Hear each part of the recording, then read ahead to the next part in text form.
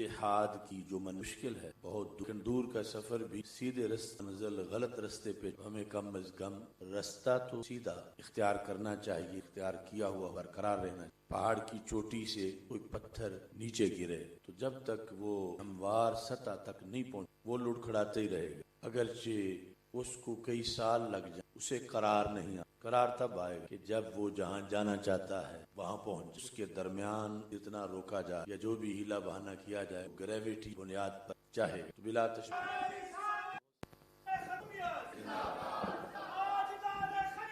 بنیاد پر جب آیت کا مطلب بندے کے سامنے کلیئر ہو اور بندہ اعتقادی طور پر جماعت سے آیت سمجھ رکھا ہے تو صحابہ کرام رضی اللہ تعالی عنہ سمجھا تھا، تو پھر نتیجے میں کامیابی۔ کچھ کام ایسے ہیں اگرچہ بندہ کر نہ پائے، ثواب پھر جب غزوہ طبل پاک صلی اللہ علیہ فارغ مشکل تر سب سے جنگ اختتام نبی اکرم صلی اللہ علیہ وسلم اس جنگ میں نہایت اور خالص اتنا صفیہ فنڈ پھر جہاد کیا، کافروں کو مارا۔ نبی اکرم صلی اللہ علیہ وسلم فرمایا مدینہ منورہ میں شارکونا وہم، انہیں گھر بیٹھے ہمارے والا ثواب ملے۔ جن صحابہ رضی اللہ بھوک کاٹی، پیاس برداشت، کافروں کو مارا، ساری انہیں گھر بیٹھے ثواب ملے۔ پوچھا کس بنیاد پر؟ یہ تو علم ہے کہ اتنا سستا ثواب انہیں کیسے؟ رسول پاک صلی اللہ علیہ وسلم حبس العذر شارکو، جن لوگوں کی میں بات کر رہا ہوں یہ وہ نہیں جن میں کسی طرح کا معاذ اللہ نفاق ہو، منافقت، یہ میرے پکے 100% تیار تھے، لیکن جب وقت آیا جہاد واقعی معذور انہیں طاقت نہیں سفر، فرما رب نے ان نیت کو انہیں جہاد کا ثواب شارک قیدہ صحیح نیت اگرچہ چلی نہیں اور ہم نے اتنا لمبا سفر پھر ہم نے تو یہ ہے کہ بندہ اچھی منزل کی طرف چل رہا، مل گئی منزل تو ویسے اگر نہ بھی میرے خدا نخواست لیکن بندے میں کوئی دو نمبری نہ، منافقت نہ، عقیدہ اس کا صحیح، تو ثواب دینے والی ذات دل دے۔ اس بنیاد پر رسول پاک صلی اللہ علیہ وسلم اللہ نے مدینہ منورہ میں رہتے ہوئے غازیوں، اس آیت کریمہ میں ویسے تو بہت سی باتیں عوامی اجتماع کی بنیاد پر جو لفظی ہے اس پر آج مکمل توجہ تاکہ آپ کسی بات کے تو وہ بندہ جو اس آیت کے خلاف چل رہا ہے پڑھتا یہ آیت ہے تو آپ اس کو بتا سکے آپ تو منکر ہیں، باغی ہیں، ذریعے سے آپ اپنی دعوت لفظ جمیعا واعتصم بحبل اللہ واعتصم بحبل اللہ جمیعا، تو جس لغت میں قرآن اترا لغت قریش میں، پھر زبان ٹائمر ہے و نحو، تو جب تک یہ ایک ایک لفظ پتہ نہ ہو کہ کیا ہے تو 1000 بار ان میں پڑھ لیں اور ترجمہ سن لیں کوئی پتہ نہیں چلتا، اگرچہ کچھ تو پتہ چلتا ہی ہے لیکن جو خاص ترکیب بنیاد پر مطالب بتاؤں گا تو آپ خود لفظ جمیعہ یہ ترکیب حال ہے، حال من اس طرح کے آپ کہتے ہیں نعرہ لگاتے، اب یہ نعرہ لگاتے ہوئے یہ حال ہے، وہ کلمہ پڑھتے ہوئے مسجد، یہ ہماری زبان کی واعتصم بحبل اللہ جمیعا حال ہے، تو جو حال ہو اس ذل حال ہو، حال ذل حال کے بغیر نہیں ہو، حال کی حالت بتائے وہ ذل حال ہو، حال حالت بتائے، مثلا ہم کہتے ہیں جاءنی زید راکب، زید آیا میرے پاس درا حال کے سوار تھا، تو اب راکبن حال ہے، کس کا حال ہے؟ زید کا، کہ زید اس حالت میں آیا کہ وہ سوار، کہ کبھی یہ ہوتا ہے جاءنی زید ماشی، زید میرے پاس اس حالت میں آیا کہ وہ پیدل چل رہا تھا، اب وہ حال ہے جاءنی زید آکل، زید آیا میرے پاس وہ کھا رہا، تو جمیعاً یہ حال ہے، کس کا حال ہے اور جس کا حال ہے اس کے لحاظ سے پھر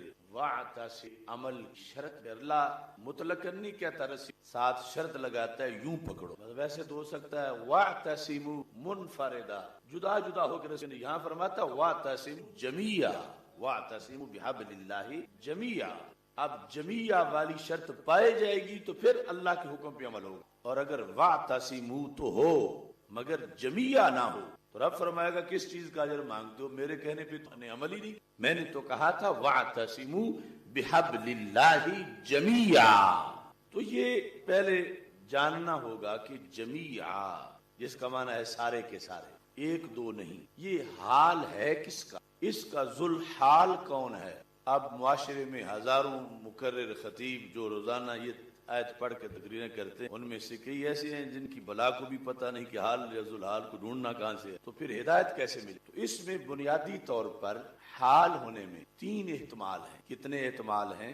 پہلا یہ ہے کہ یہ فاعل سے حال ہے، دوسرا یہ مفعول سے حال ہے، تیسرا یہ فاعل اور مفعول دونوں سے حال ہے، اور اب ہر ایک کے لحاظ سے پھر شرائط بن، وہ شرائط سامنے ہوں گی تو پھر اس پہلے حصے پہ عمل، پھر اگلے حصے پہ عمل علیحدہ ہے۔ وَاعْتَصِمُوا میں فاعل کون ہے؟ مخاطب مومن جو ہے کہ تم پکڑ لو، مفعول بھی ہے حبل اللہ، اس پہ با آیا ہوا کہ کس کو پکڑ لو؟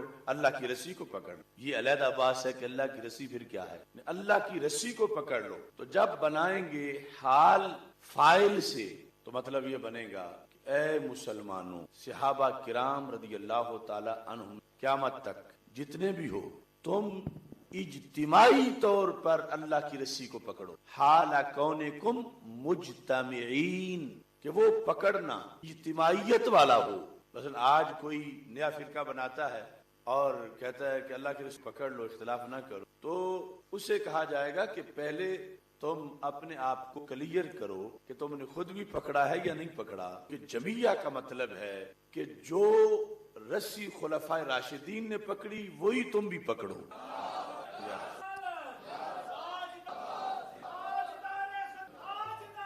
جو رسی اہل بیت اطہار رضی اللہ تعالی عنہ وہی، جو عشرہ مبشرہ نے پکڑی وہی رسی تم بھی، جو رسی انصار و مہاجرین نے پکڑی وہی تم بھی پکڑو، جو رسی امام اعظم ابو حنیفہ نے وہی تم بھی، جو امام بخاری امام مسلم وہی تم بھی، جو رسی سیدنا غوث اعظم رضی اللہ تعالی عنہ نے پکڑی وہی تم بھی پکڑو، جو سیدنا داتا گنج بخش اجمیری نے پکڑی وہی تم بھی۔ یہ لفظ جمیعہ بتا رہا ہے کہ پکڑنی ہے تو علیحدہ ہو کے نہیں، پکڑنے والوں کے ہمراہ پکڑنی ہے۔ حالکم مجتمعین، کہ تمہارے اندر کوئی شذوذ نہ ہو، کوئی دوسروں سے علیحدگی، جو بالیقین پکڑے ہوئے ہیں، جن کے پکڑنے پر قرآن گواہی دے چکا ہے، ان سے ہٹ کے کہیں تم رسی نہ پکڑو۔ رسی برحق ہے، پکڑنی پکڑنے والوں کے ساتھ ہے۔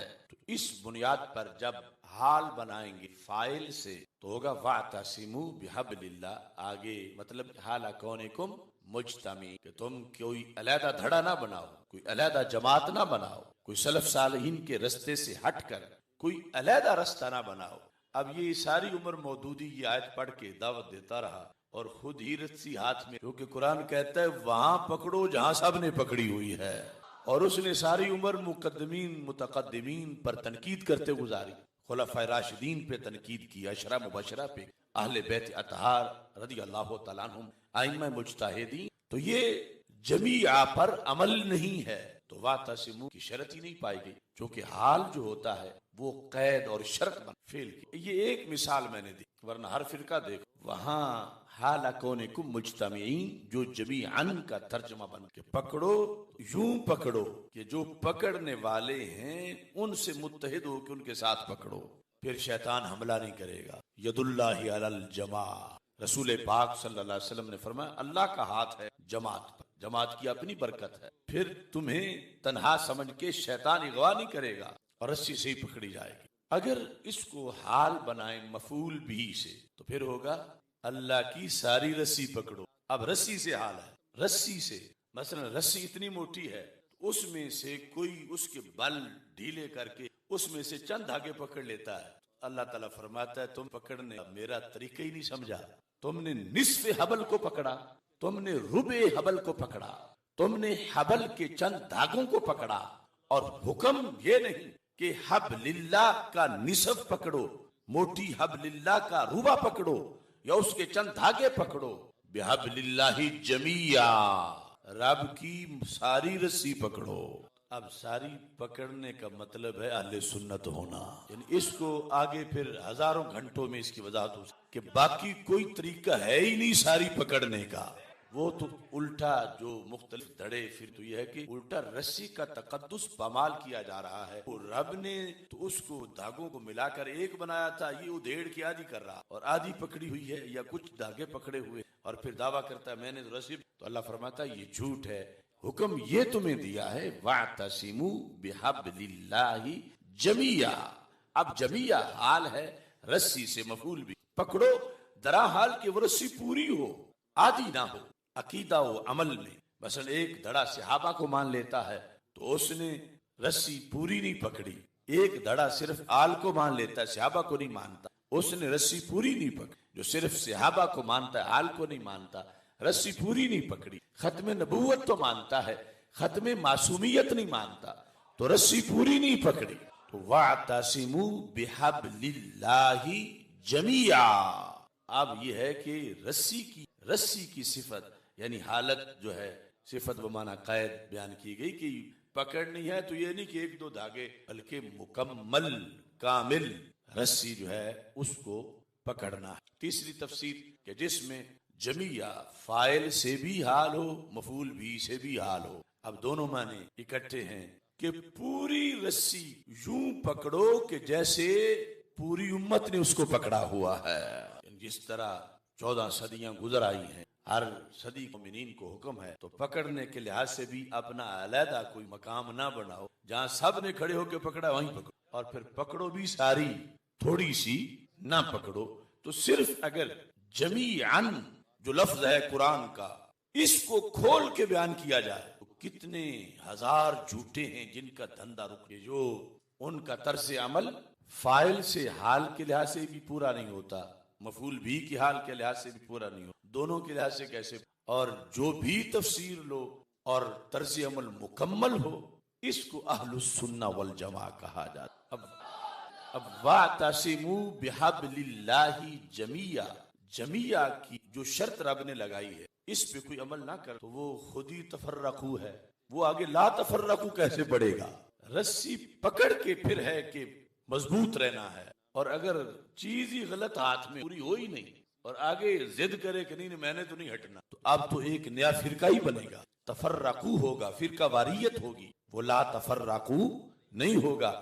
لا تفرقو کے لیے شرط ہے کہ پہلے واعتصموا صحیح طریقے سے ہو، اور جب یہ ہے تو اس کے بعد پھر کوئی ایسا کام نہ کرو کہ جس کے نتیجے میں امت کے اعتصام میں فرق آتا. امت کا اعتصام جو پکڑا ہوا ہے امت نے رسی، اسے کوئی جھٹکا لگتا ہو، جس سے امت کے پکڑنے کو جھٹکا لگے اور لوگ ٹوٹ کے رسی سے نیچے گرتے ہوں، اسے فرقہ واریت کہا جاتا. ایسا پھر جھٹکا نہ لگنے دو، نہ لگاؤ، نہ کسی ایسے جھٹکے والے کے صورتکار بنو کہ لوگوں نے رسی کو مضبوط پکڑا ہوا ہے اور تم ان سے چھڑانا چاہتے ہو رسی کو. تو کوئی ایسا کام نہ کرو جس سے رسی کا چھوٹنا لازم آئے. یہ ہے ولا تفرقو. مطلقاً فروعی اختلاف وہ ولا تفرقو نہیں ہے. اس کو تو ہمارے آقا صلی اللہ علیہ وسلم نے فرما اختلاف رحمت، میری امت کا اختلاف رحمت ہے. وہ ولا تفرقو نہیں ہے، وہ رحمت ہے. اور فروعی مسائل کے اندر مثلا حنفی، مالکی، شافعی، حنبلی ہیں، ان کے آپس کے جو فقہی اختلافات کہ اعتقاداً تو سب اہل سنت ہیں، ان کا اعتقادی کوئی اختلاف نہیں. اعتقادی اصولی اختلاف جو ہے اگر کسی کا اہل سنت سے ہے تو پھر واعتصموا پہ عمل ہی نہیں ہے. لیکن جب اعتقادی اصولی معاملات میں آپس میں اتحاد ہے تو یہ اتحادی امت پایا گیا. صحابہ کرام رضی اللہ تعالیٰ عنہ سے بڑھ کر اتحادی امت کہاں ہو؟ جس اتحادی امت کو رب نے بنایا اور قرآن میں رب نے بتایا کہ اللہ نے تمہیں ایک بنا دیا، تم تو ایک دوسرے کی جان کے دشمن تھے. اب وہاں بالیقین اتحاد امت ہے، لیکن فروعی اختلاف بھی یقیناً موجود. بعض مسائل میں بعض صحابہ کے بعض سے، اور اس کی مذمت نہیں کی گئی، اسی کو ہی رسول پاک صلی اللہ علیہ وسلم نے فرمایا اختلاف امتی رحمت. جہاں بخاری شریف میں ہے کہ فرمایا کہ نماز عصر تم نے جا کے فلاں قبیلے میں ادا کرنی تو ٹائم رستے میں ہو گیا. بعض نے کہا کہ وہاں جانا مقصد ہے، نماز تو وہاں پڑھنے کی ٹائم ہو گیا. بعض نے کہا چونکہ رسول پاک صلی اللہ علیہ وسلم کی زبان سے یہ لفظ آئی جا کے، تو رسول پاک صلی اللہ علیہ وسلم نے دونوں دھڑوں کی تصدیق فرما دی کہ تم نے ٹھیک کیا ہے. تو اب اختلاف تو ہے مگر اتحادی امت میں فرق نہیں آیا. اس طرح کا جو اختلاف ہے وہ ہوتے ہوئے بھی اتحادی امت برقرار ہے. رسی پکڑنے پر کوئی حملہ نہیں ہو، اور جس وقت اصولی اور اعتقادی معاملات کے اندر امت کے اجماعی طرز عمل کے خلاف کوئی، تو پھر جا کر وہ مذموم ہے. اس کو پھر لفظ فرقہ واریت سے کوئی تعبیر کرتا ہے. اس تعریف کی روشنی میں عمل سے اپنا بھی ہاتھ چھوٹنا لازم آئے گا، اوروں کا چھڑانا بھی لازم آئے گا، تو وہ پھر فرقہ واریت ہے، وہ مذموم ہے. لیکن حق کو حق کہنا اور باطل کو باطل کہنا یہ فرقہ واریت نہیں، یہ امتیاز خداوندی ہے اور سنت الہی، جس طرح کہ قرآن مجید برہان چوتھے پارے کے اندر رب ذوالجلال نے ان لوگوں کو جنہوں نے رسول پاک صلی اللہ علیہ وسلم کی علوم کا انکار کیا تھا ان کو حکم دیا کہ انہیں مسجد سے نکالو. ما کان اللہ لیذر المؤمنین علی ما انتم علیہ حتی یمیز الخبیث من الطیب. اللہ پہلے حال بھی نہیں رہنے دے گا مومنین کو یہاں تک کہ اللہ پاک پلید جدا جدا کرے گا. تو اب اسے کون فرقہ واریت کہے؟ یہ تو رب کا اپنا عمل ہے. نمازیں پڑھتے تھے مسجد نبوی شریف میں آ کر مگر ایمان صحیح نہیں تھا تو رب نے فرمایا یہ پلید ہیں انہیں باہر نکالو. اب جب ایسا مرحلہ ہو تو اسے فرقہ واریت وہی بنیاد ہے اتحاد امت کی. اگر یہ سارا اس طرح کا گندا مال امت کے اندر ہی جمع رہے تو پھر جسد امت کو خطرہ ہے. تو فرقہ واریت اور ہے، امتیاز خدا بندی اور ہے، پاک پلید کا فرق کرنا یہ خود قرآن کا حکم ہے اور قرآن میں ہے ما کان اللہ لیذر المؤمنین علی ما انتم علیہ حتی یمیز الخبیث من الطیب وما کان اللہ لیطلعکم علی الغیب ولکن اللہ یجتبی من رسلہ من یشاء. کچھ لوگ یہ کہ اب حالات اس وقت زیادہ سیر جب ابھی صرف چند ہزار لوگ اسلام کی گاڑی پہ، اگر ایسے لوگ کو چھپا کے چھتری کے نیچے رکھنا اس کی کوئی حکمت یا کوئی اس کے لیے رستہ نکالنا جانا ہوتا تو وقت ادھر جنگیں کرنی اور ادھر جو نماز پڑھنے آتے ہیں ان کو بھی نکال رہے ہیں مسجد سے. لیکن اللہ نے فرمایا میری یہ شان نہیں کہ میں اب چھوڑوں، میں تو پاک پلید جدا کر کے چھوڑوں گا. جب ابھی نفری تھوڑی تھی اسلام میں، اب تو 2 ارب کے زائد مسلمان ہیں. جب ابھی 1 لاکھ بھی پورا نہیں تھا، 50,000 بھی مجموعی تعداد مشکل تھی ابھی، اس وقت بھی رب نے کہا گندے انڈے تو برداشت. پہلے حکمت کے یہ بتاتے رہے سرکار، یہ فرمایا کہ میں نے تمہیں، میں جانتے ہوئے کہ تم گندے ہو میں نے نہیں نکالا. کہ لوگ کہیں گے جو کلمہ پڑھتے ہیں ان کو بھی نکال دیتے، اور اب مجھ سے بلند ذات کا فیصلہ آ گیا ہے. اب اللہ فرماتا میں اب کیا کروں. ما کان اللہ لیذر المؤمنین علی ما انتم علیہ حتی یمیز الخبیث من الطیب. یہ لفظ خبیث قرآن میں کسے کہا گیا؟ یہ بارڈر پار کے سکھوں کو نہیں کہا گیا، حالانکہ خبیث وہ ہیں. یہ ہندوؤں کو نہیں کہا گیا، یہود کو نہیں کہا گیا، کرسچن کو نہیں کہا گیا، حالانکہ ان کا میرٹ پورا ہے خبیث ہونے کا. لیکن یہ انہیں کہا گیا جو کلمہ اسلام پڑھ کے سائیڈ پہ بیٹھ کے سرکار کا گلہ کرتے اور کہتے تھے اگر ان کو قیامت تک کے مسلمانوں کا پتہ ہوتا تو ہمارا تو ہوتا، ہم نے تو کلمہ پڑھا زبان سے اندر سے پڑھا ہی نہیں، ہمیں تو ساتھی رکھتے. ان کے بارے میں رب نے فرمایا یہ خبیث ہیں، کلمہ پڑھ کے بھی پاک نہیں ہوئے، ان کو طیب سے جدا کرنا. اب یہ ضروری بات تھی اس آیت کی وضاحت کی. ولا تفرقوا، یہاں پر ایک بات پیر میر علی شاہ صاحب رحمۃ اللہ علیہ کی یہ مہر منیر کے اندر ہے. ولا تفرقوا کی بات جب اختلاف چل رہا تھا حضرت سیدنا و مولانا علی المرتضی شیر خدا کرم اللہ وجہ الکریم کا اور حضرت سیدنا امیر معاویہ رضی اللہ تعالی عنہ، اختلاف کے باوجود اتحاد امت برقرار تھا. اس کا حوالہ دیا پیر صاحب نے. کہتے ہیں کہ جب حضرت امیر معاویہ رضی اللہ تعالی عنہ رومی سلطنت کو خبردار کیا تھا، رومی سلطنت کو، کہ اگر اندرونی اختلاف کے پیش نظر اسلامی سلطنت پر حملہ کیا گیا، یہ تو آپس میں لڑ رہے ہیں لہذا ہم حملہ کرتے ہیں اسلامی سلطنت پر، تو سب سے پہلا سپاہی جو علی المرتضی رضی اللہ تعالیٰ عنہ کے لشکر سے تمہارے مقابلہ کے لیے نکلے گا وہ معاویہ بن ابی سفیان ہوگا.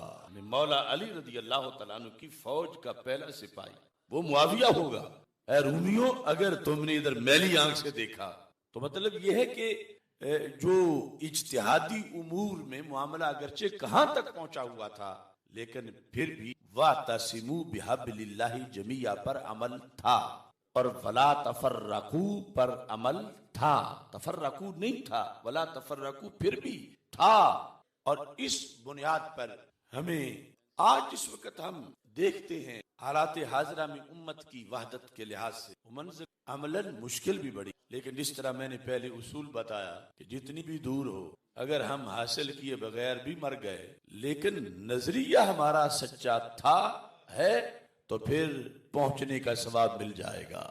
لہذا اس بنیاد پر ہم آئیڈیالوجی پر بات کرتے ہیں، پریکٹیکلی تو کوئی شاید ہماری کانفرنس کا ٹائٹل سمجھ کے کہے گا کہ یہ اتحاد امت کی دعوت دے رہے ہیں، ان کا تو اپنی گلی سے کر امریکہ تک ہر کسی، تو ہم اس لیے دعوت دے رہے ہیں کہ ہمیں پتا ہے کہ پکا اصول کیا ہے، بھولے ہوئے لوگوں تک یہ اصول پہنچانا ہم پہ فرض ہے۔ اب جو توجہ نہیں کر رہے جمیعہ پر، پوچھ کے دیکھ لو تو شرط کیسے پوری۔ اس بنیاد پر ہم اپنی ہر تقریر کے اندر یہ بات لا رہے ہیں۔ اب انٹرنیشنل سطح پر ایک لابی ہے سعودی عرب اور دوسری لابی ہے ایران، اور ہم کہتے ہیں لا سعودیہ ولا ایران، القرآن القرآن۔ اب جو ایرانی لابی ہے انہوں نے ایران جو سیاہ کرے، سفید کرے، ظلم کرے، ستم کرے، قتل کرے لاکھوں اہل سنت کو، انہوں نے ایران کی بولی بولنی، اور جو سعودی لابی ہیں، سعودیہ جو کچھ بھی کرے انہوں نے وہی بولی بولنی۔ کروڑوں بار سلام ہو اہل سنت وا، تم نہ ایران کے پابند ہو نہ سعودیہ کے پابند ہو، تم قرآن کے پابند ہو۔ ہم نے ان دونوں کے خلاف بول کر بڑے تیر برداشت۔ میرے مشاہدات حج کی، جب بھی حج سے واپس آیا میں نے آ کے جو بتایا اب لاوا، یہ گزشتہ جمعۃ المبارک کو حجاز مقدس میں جو کچھ ہوا کیا کبھی سوچا جا سکتا تھا؟ وہ جزیرۃ العرب جس کی آغوش میں کائنات کے سب سے سچے انسان نے وہ حرمین شریفین کی سرزمین جسے پوری کائنات کے لیے شرم و حیا کا رول ماڈل بننا تھا، اس کے الریاض میں، اس کے جدہ میں ریاض سیزن میں سینکڑوں کنجر اور کنجریاں ناچے، 80,000 سے زائد تماشائی تھے، ننگے جسم ننگے بدن، لڑکیاں لڑکے، خطرہ ہے کہ کہیں زمین پھٹ نہ جائے۔ 80,000 کا مجمع تھا اور یہودی لیڈر اس مجمع میں ننگے رقص کر رہے تھے۔ محمد عربی صلی اللہ علیہ وسلم کی سرزمین پر اس سعودی حکومت نے، آل سعود نے میرے رسول علیہ السلام کو اتنا ستایا کہ شاید تاریخ میں کبھی کسی نے۔ قرآن مجید برہان رشید دیکھو، اللہ کا فرمان ہے سورہ نور میں، ان الذین یحبون ان تشیع الفاحشۃ فی الذین آمنوا، جو یہ پسند کرتے ہیں کہ مومنوں میں فحاشی پھیلے، فاحشہ، ایک عورت بھی تنگ لباس یا نیم مڑیاں لباس میں کہیں چل رہی ہو عجم کے کسی کونے میں، وہاں خطرہ ہے اور عذاب آخرت کا تو یقینی ہے۔ اور یہ لا اقسم بہذا البلد وانت حل بہذا البلد، حجاز مقدس، جزیرۃ العرب، جہاں میرے آقا صلی اللہ علیہ وسلم نے شرم و حیا کا غسل دیا اس پوری زمین کو، آج اس پاک مدینہ منورہ میں کلب بن گئے۔ آج اس مقدس دھرتی پر نیوم سٹی کے نام سے دجال کے اڈا بنا۔ جو شہر بسانے کا مطلب یہ ہے کہ وہاں قرآن کا کوئی، سعودیہ کے اندر وہاں کوئی سنت کی بات نہیں کر سکتا، وہاں کوئی اذان نہیں پڑھ سکتا، وہاں کوئی یہ نہیں کہہ سکتا کہ تم ننگے کیوں پھر رہے ہو۔ یہ شہر سعودی عرب میں بن چکا وہ مقدس جزیرۃ العرب کہ جسے رب نے اپنے سب سے بڑی امانت کے لیے پسند فرمایا۔ اس میں مندر بنے، سینمے بنے، اس میں تھیٹر بنے۔ ارے جس جگہ پہ میں سعودی حکومت سے پوچھتا ہوں، میرا حق ہے، میرے حرمین شریفین وہاں ہیں، سعودی عرب جزیرۃ العرب ہے، اس کو سعودی کہہ کے بدنام کیا جا رہا ہے۔ میرا حق ہے حرمین شریفین کی زمین پہ۔ اے آل سعود، تم تو 10 بندوں کی محفل میلاد منعقد نہیں ہونے دیتے، 80 لاکھ کا مجرا کیوں کروایا؟ اے ابن سلمان مجھے جواب دو، اے یہود و نصارہ کے ہاتھ میں کٹ پتلی حرمین شریفین کے جعلی خادم، مجھے جواب دو، تم نے ارض قرآن پر یہ گند کیوں کھولا؟ شیطانی اڈے بنائے، پوری امت کے سر ندامت سے جھک گئے، سینکڑوں کنجر کنجریاں تم نے۔ اور میں پوچھتا ہوں ان گونگے مفتیوں سے جنہیں میلاد شریف کی محفل پر تو فتوے یاد آتے ہیں، ابھی تازہ میرے خلاف وہ بولا ہے توصیف، وہاں سے 2 دن ہوئے ہیں کہ آپ نے جو دلیل بخاری سے دی اس کا یہ مطلب ہے، یہ مطلب ہے، حالانکہ اس نے غلط بولا۔ مگر میں کہتا ہوں اے حرم کے مفتیوں، کیا دینکم دینارکم، کیا صرف ریال تمہارا دین ہے؟ تمہیں نظر نہیں آ رہا کہ رب ذوالجلال قرآن مجید برہان رشید میں وارننگ دے رہا ہے، خطرہ ہے، پوری امت کے لیے خطرہ ہے۔ لعن الذین کفروا من بنی اسرائیل علی لسان داؤد وعیسی ابن مریم ذالک بما عصوا وکانوا یعتدون کانوا لا یتناہون عن منکر فعلوہ لبئس ما کانوا یفعلون۔ کیوں لعنت ہوئی بنی اسرائیل کے علماء پر؟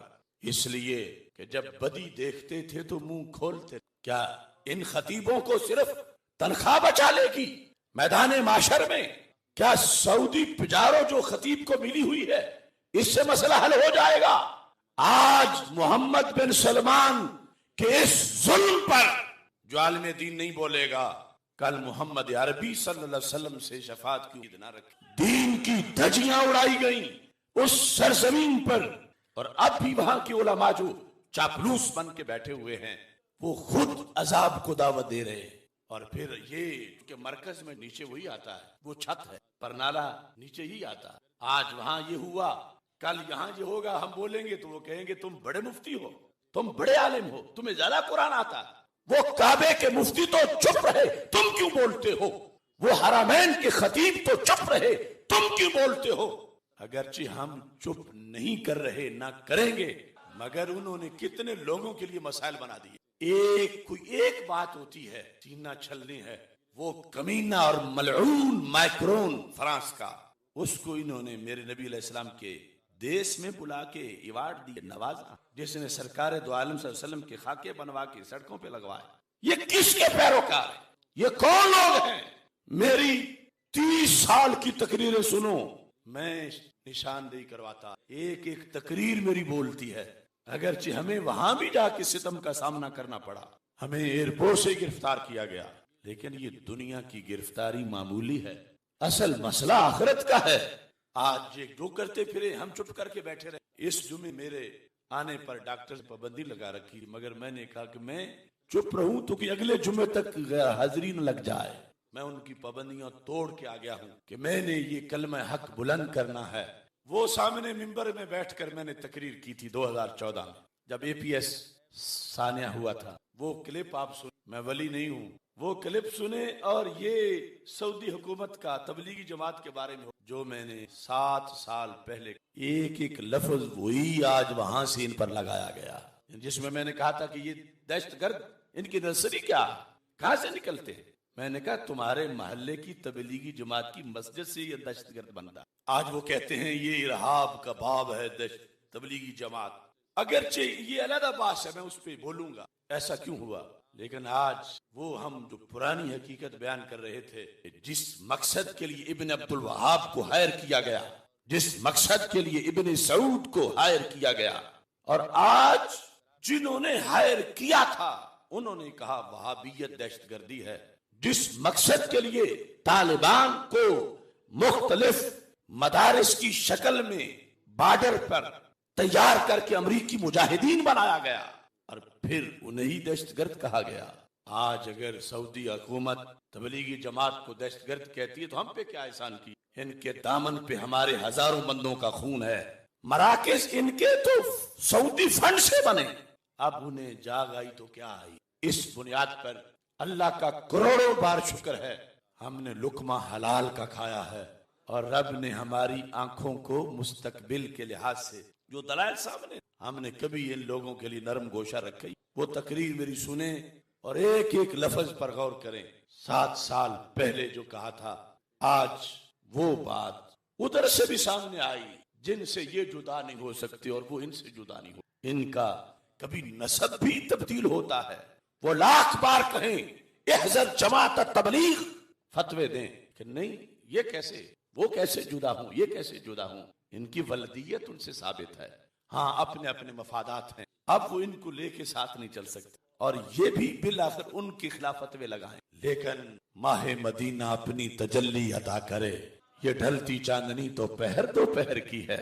جو پکے نظریات ہیں، جو سچے نظریات ہیں، ان کے لیے بند گلی نہیں، ان کے لیے کوئی حکومت، اس کا کوئی حکم نامہ، اس کی کیا حیثیت ہو سکتی ہے۔